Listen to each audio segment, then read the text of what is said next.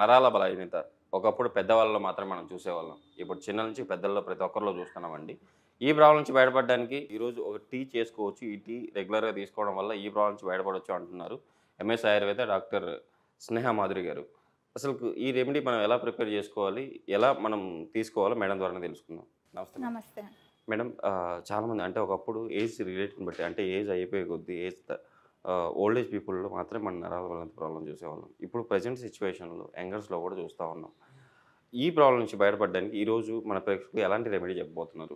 ఇప్పుడు ఈ ఇంగ్రీడియంట్స్‌తో మనం హెర్బల్ టీ లాగా చేసుకుందాము. Okay madam. దీంట్లో కప్పికచ్చు అనేది మెయిన్ ఇంగ్రీడియంట్ అనమాట.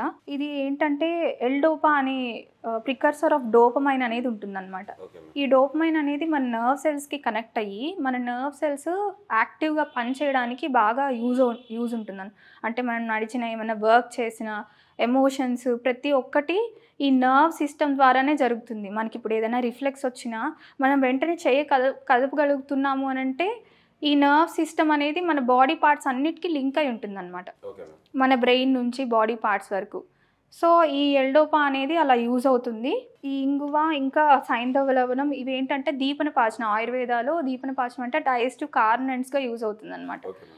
ఈ నర్వ్ వీక్నెస్ అనేది విటమిన్ బి12 వల్ల కూడా ఉంటుంది కాబట్టి ఓకే మేడం. ఈ విటమిన్ బి12 మంచిగా అబ్జార్బ్ అవ్వడానికి, మంచిగా డైజెస్ట్ అయ్యి ఫుడ్లో అబ్జార్బ్ అవ్వడానికి బాగా యూజ్ ఉంటుంది. Okay madam. ఈ ధనియాల్లో ఏంటంటే అమైనో యాసిడ్స్ అనేవి ఉంటాయన్నమాట. డీజనరేటివ్ చేంజెస్ ఏమీ లేకుండా ఆ ఫ్రీ రాడికల్స్ మన నర్వస్ సిస్టమ్ని కానీ మన బాడీలో ఏ సిస్టమ్స్ని డ్యామేజ్ చేయకుండా యూజ్ ఉంటుందన్నమాట. Okay madam. ఇంగువను వచ్చేసి కొంచెం గీలో వేయించుకోవడం బెటరు. ఓకే అంటే శోధన ప్రొసీజర్ అనమాట. దీంట్లో ఉండే ఏమన్నా మన బాడీకి ఏమన్నా హార్మ్ చేసేవి అట్లాంటివి ఏం లేకుండా మనం శోధనం చేసుకోవాలి. Okay madam. 1 టేబుల్ స్పూన్ గీ వేసి ఓకే మేడం. అందులో ఇంగువను మనం కొంచెం వేయించుకోవాలి. వేయించుకోవాలి. జస్ట్ ఒక పించ్ సరిపోతుంది. Okay madam.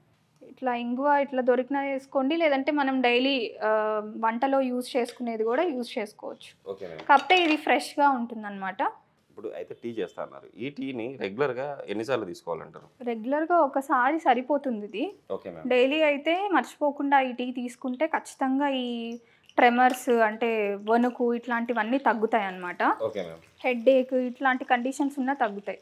జనరల్గా నర్వ్ వీక్నెస్ అంటే అందరూ కొంతమంది ఎడ్యుకేషన్ లెవెల్స్ని బట్టి ఉంటుంది అనమాట. Okay madam. అవగాహన ఉన్న వాళ్ళకి నరం అంటే నర్వ్ అని, కొంతమందికి ఏంటంటే అవగాహన లేని వాళ్ళకి ఒక కండరం లాగుతున్నా నరం లాగేస్తుందని అంటారు.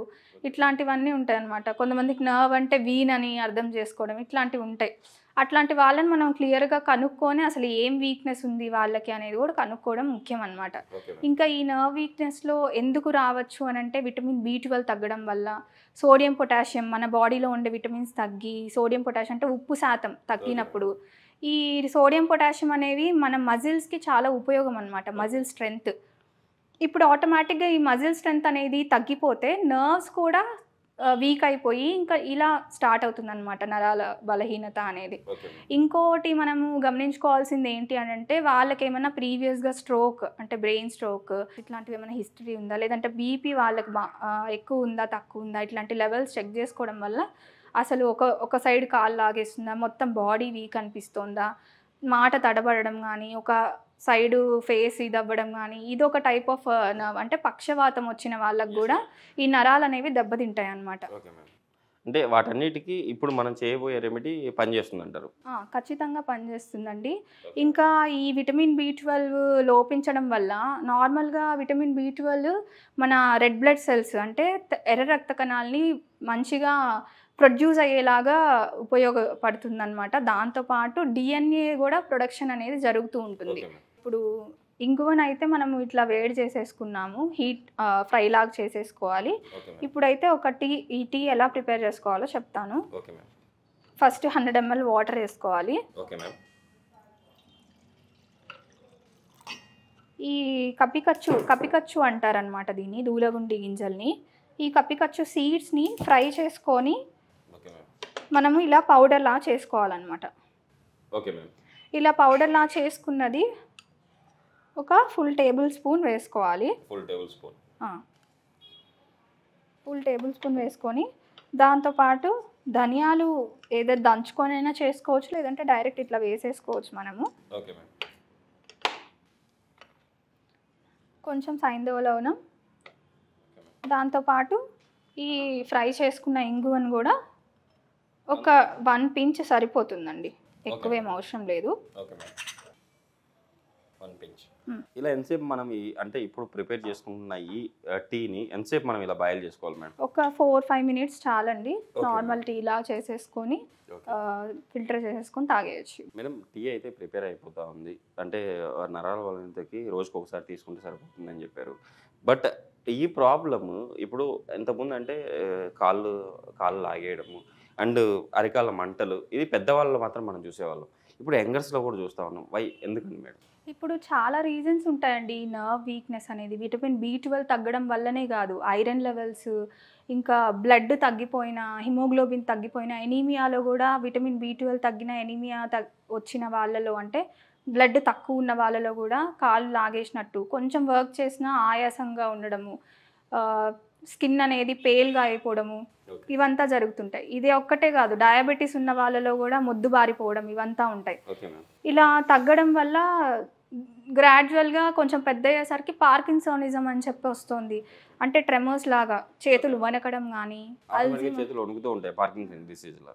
ఇంకా మెమరీ లాస్ అయ్యే కండిషన్ కూడా ఉంది, అల్జీమర్స్ డిసీజ్ వచ్చే కండిషన్ ఉంది. ఎందుకంటే మన బ్రెయిన్కి ఈ నర్వస్ సిస్టమ్కి కనెక్షన్ ఉంటుంది కాబట్టి ఒకసారి బ్రెయిన్ పని చేయకుండా అయిపోతుంది. అలా బాడీ పార్ట్స్ కూడా మనకి అదుపులో లేకుండా అవ్వడము, ఇట్లాంటివన్నీ జరుగుతూ ఉంటాయి అన్నమాట. అల్జీమర్స్ త్వరగా వచ్చే ఛాన్స్ ఉంటుందన్నమాట. డయాబెటీస్లో హైపోథైరాయిడిజము, ఇంకా చెప్పాలి అని అంటే మనం తిన్నది సరిగా అరగకపోయినా, ఎందుకంటే B12 అనేది మన ఇంటెస్టైన్స్లోనే, మన పేగుల్లోనే మంచిగా అబ్జార్బ్ అవుతుంది.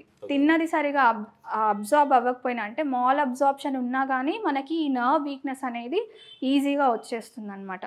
ఇవంతా ఏంటంటే omega-3 ఫ్యాటీ యాసిడ్స్, వీటన్నిటిలో తీసుకోవాలి. అంటే మంచి ఫ్యాట్స్ అంటే గీ తీసుకోవచ్చు. ఇప్పుడు గీ మనం చేసుకున్నాం, అట్లా గీ, ఫ్యాట్, ఫిష్, సోయా, టోఫు లాగుంటుంది అట్లాంటిదైనా, ఇంకా ఫిష్, ఎగ్స్, మిల్క్, ఇట్లాంటివన్నీ తీసుకోవచ్చు. ఓకే మేడం, ఈ రెమెడీని ఇప్పుడు యాక్చువల్ ఏంటంటే ఈ ప్రాబ్లం ఉన్న వాళ్ళు, నరాల బలహీనత ఉన్న ప్రాబ్లం వాళ్ళు మాత్రమే తీసుకోవచ్చా? ఎవరైనా తీసుకుంటే ఈ అంటే ప్రయోజనాలు ఉంటాయా?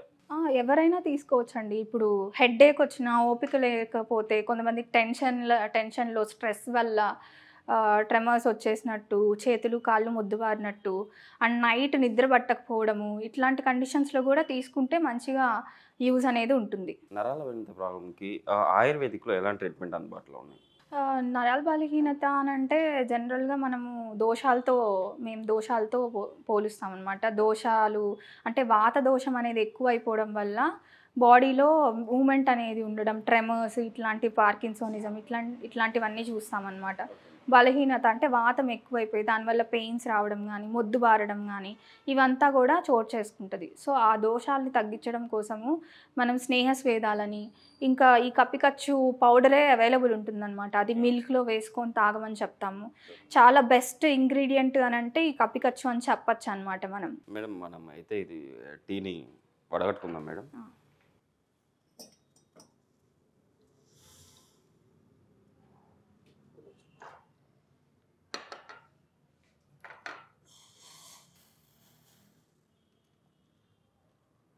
ఇంకా ఆయుర్వేదంలో చెప్పాలంటే వస్తి ఇట్లా ఉంటాయి అన్నమాట, వాతాన్ని తగ్గించేది. చాలా వరకు రిజల్ట్ అయితే కనిపిస్తుంది. అది తర్వాత డాక్టర్ని కన్సల్ట్ అయ్యి చేసుకోవచ్చు మనం. ఓకే మేడం, మన ప్రేక్షకుల కోసం అయితే నరాల బలహీనతకి అయితే ఒక మంచి రెమెడీని, అంటే ఒక మంచి టీని అయితే మన ప్రేక్షకుల కోసం తెలియజేశారు. కంపల్సరీ మన ప్రేక్షకులు కూడా ఈ రెమెడీని పాటిస్తారు, వాళ్ళ ప్రాబ్లం నుంచి బయటపడతారు. అంటే లేని వాళ్ళు కూడా ఫ్యూచర్లో రాకుండా ఉండడానికి కంపల్సరీ ఇది వాడతారని చెప్పి ఆశిద్దాం మేడం. Thank you.